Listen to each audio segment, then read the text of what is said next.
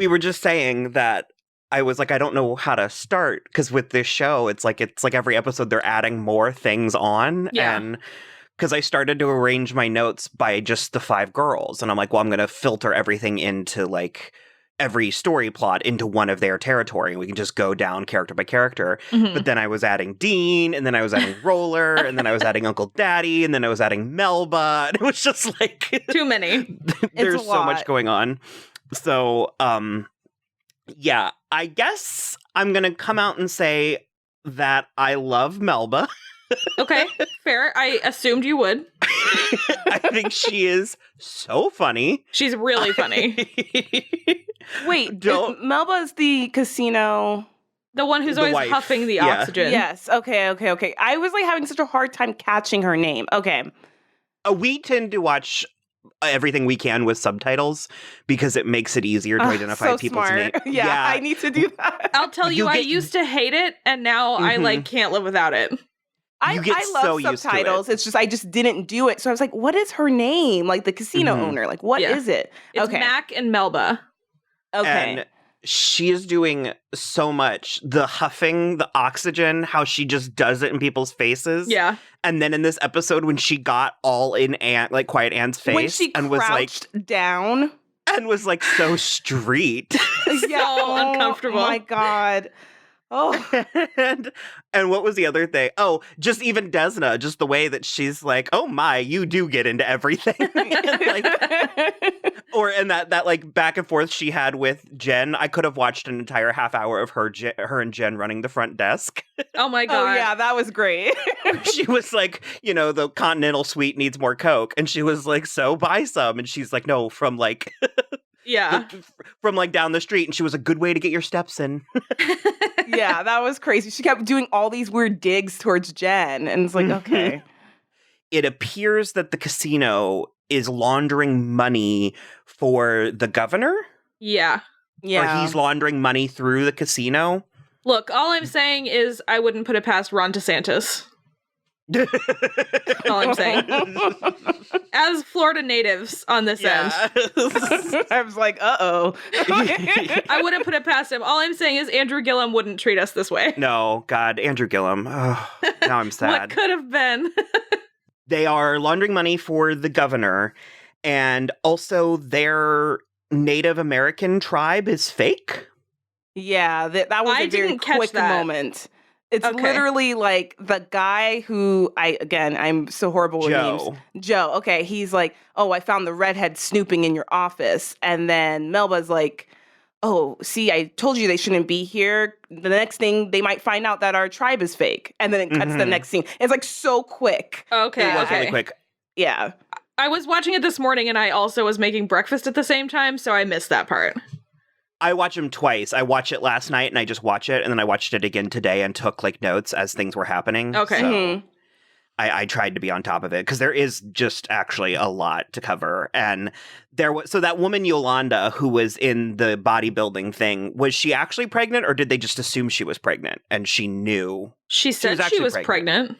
Okay, She yeah. said she was pregnant, and she seemed pretty pissed when she was talking to Tripp, who we later found out was the The governor. governor, yeah. hmm And she was like talking about like, oh yeah, I know it's you. You're the only one who doesn't want to use a condom. Like she was like Mhm. specifically like being really detailed. So I think she was really pregnant.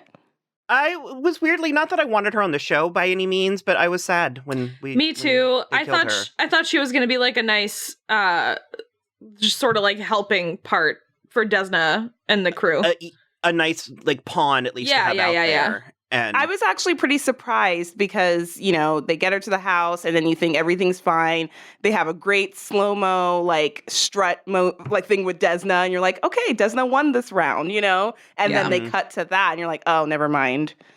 Well, it goes to show us the kind of character Joe is, Mhm. because we Yeah. were introduced to him, almost kind of flirtatiously with Polly. Mm-hmm. Mm-hmm. That was all very strange. That back and forth they had about like the Nazis stealing the painting and then Bambi. And, like, I don't know Okay, she is like my favorite. Carrie Preston. Well, Jen is my favorite, but Carrie Preston, I think she she's underrated as a comedic actress because she ended up falling too much into like the shrew character on True Blood, but I think she is so hilarious. Well, I was going to ask Sade, did you watch True Blood? I did watch True Blood. I actually think I watched it up until maybe I don't think I watched the final 2 seasons. Yeah, but I'm familiar with it. You're fine. You're fine. Okay. Yeah, I think I dropped off and I was like, I'm okay. Mm-hmm. No, she's really, and she's being, it seems more physical this season, because you mentioned last week, Sade, like when she was like taking out the bed sheets to escape. And then this episode, when she was like breaking into the office, it was very kind of like Looney Tunes-esque. Yeah. Like I was kind of waiting for her to be doing her own soundtrack in her head, like Kronk. Mm-hmm. Yeah. Basically, I was waiting for her to do like a front flip for no reason, like crawl on the ground, like absolutely no reason to do it. Parkour. Yeah. So did you guys get that from her? Were her and Joe weirdly flirting? No, they definitely were. I think they were flirting. My assumption is he is doing it to take advantage of her. Mm-hmm. I don't know if they truly have a connection, because I was like, what's his deal? Like, okay. Is he also like connecting with her because he likes to lie and make things up? Like, I don't know.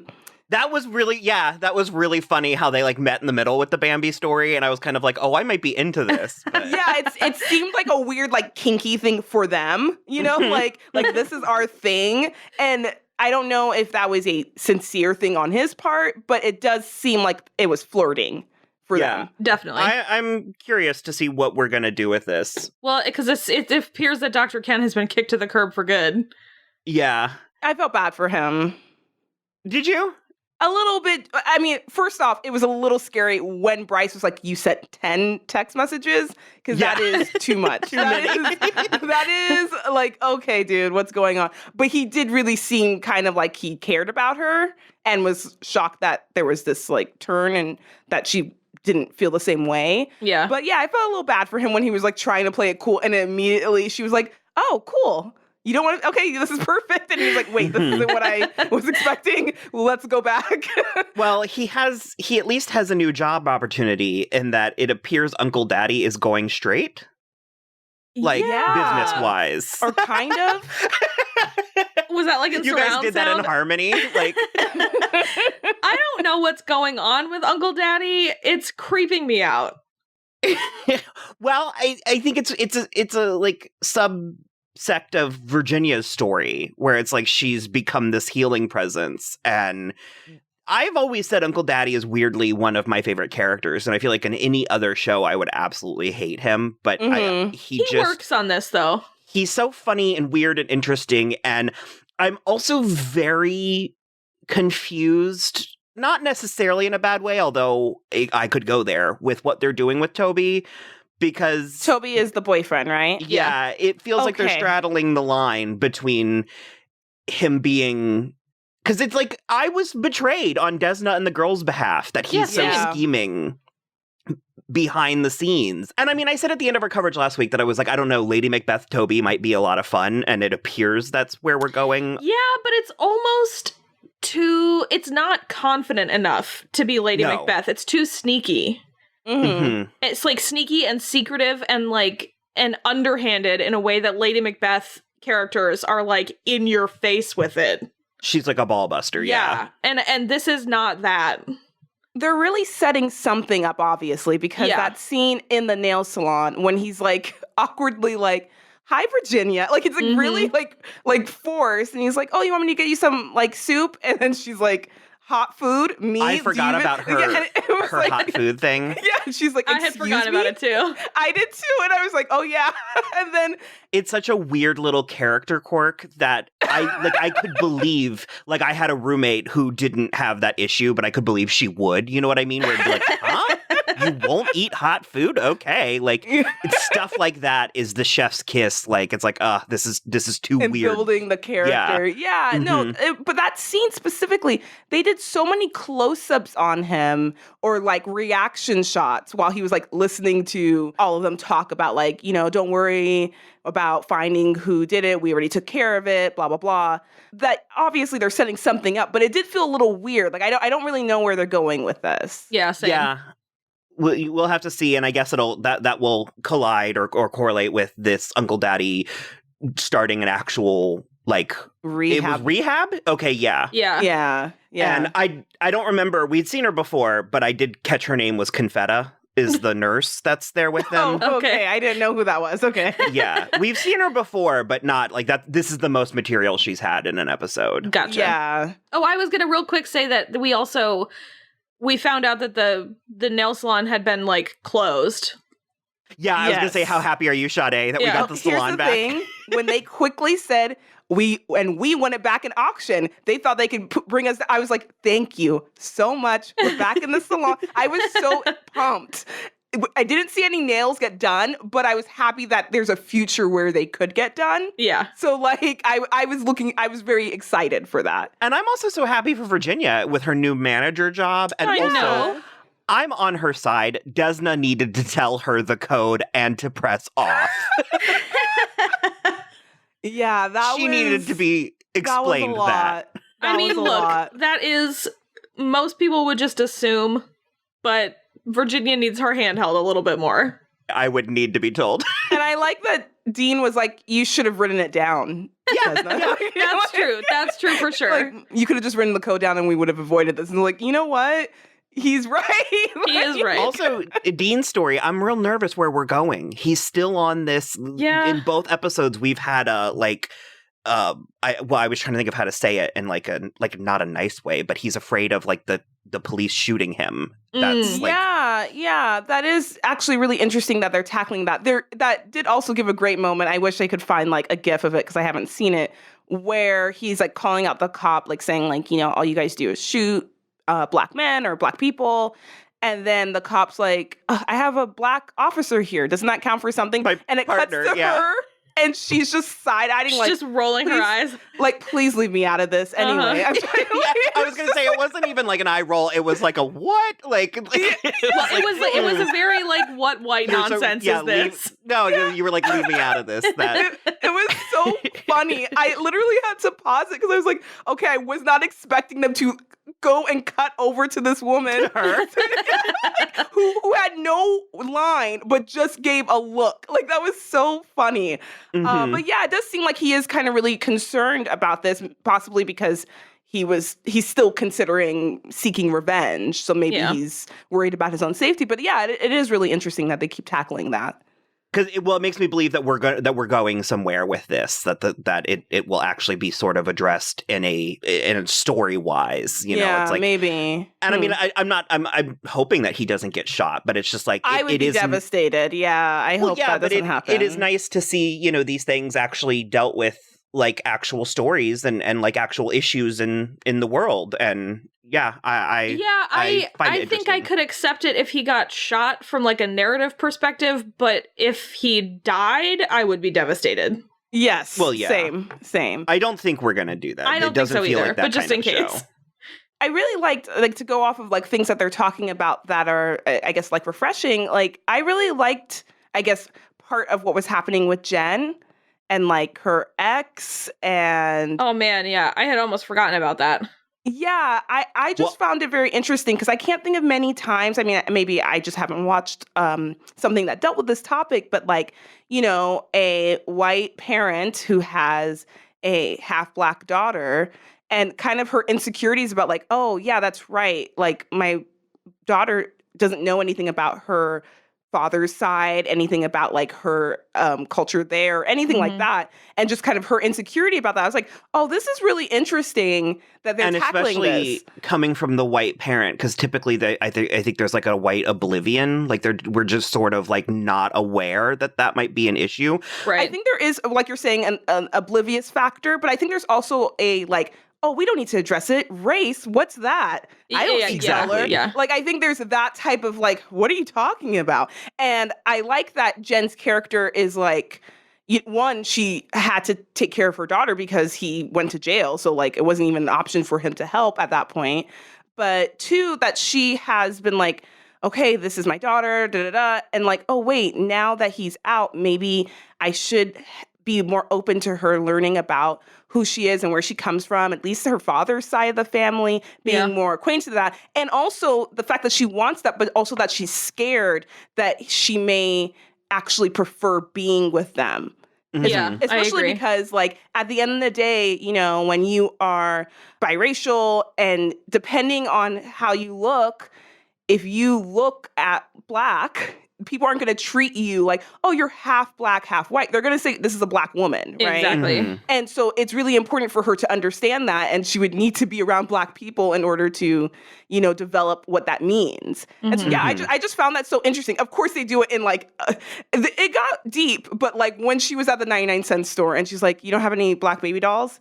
And that cashier who's like, we have Black socks, licorice, Black trash bags. I was like, I want to slap this woman. So, like, I was just like, are you kidding me? Like, but yeah, it was just interesting that they tackled this, that I wasn't even expecting this to be a storyline.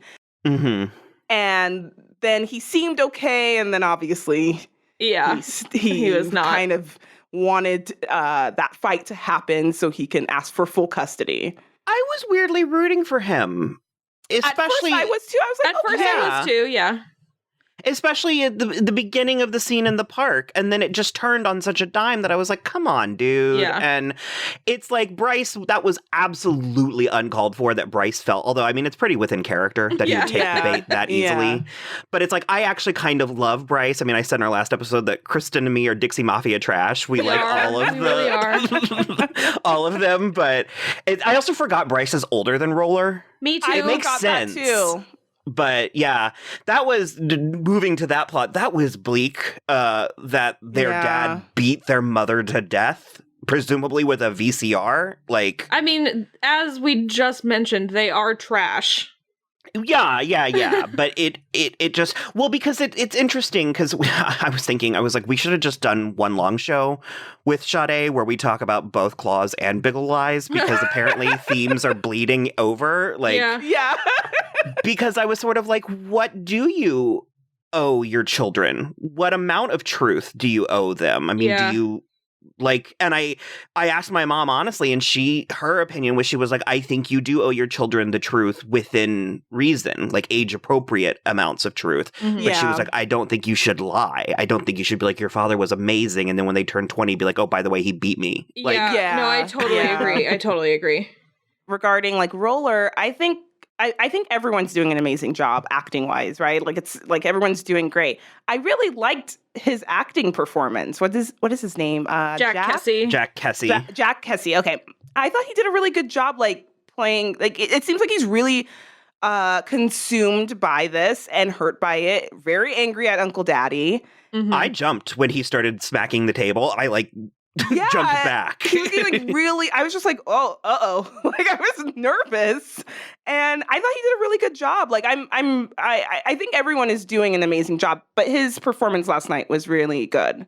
I think everybody is doing a better job than we could ever hope for them to do on a show like this. Yes. It is. I keep saying this. I don't know why. I get hooked on words and phrases, but I started to say straddling the line again, where it's like it is in between like prestige TV and like trashy nighttime soap. It really does. And that's one of the things that I think it's nailed, you know, more recently. Like that was missing in its season 1 and into, I think season 2 they had pretty out of the gate. But I wanted to cut back to the Jen and her daughter scene in the 99-cent store for just a second, because that had my favorite moment of the episode, which is when she's having that vision of her just a little bit older, the first thing she says is, Brienne, you look so cool.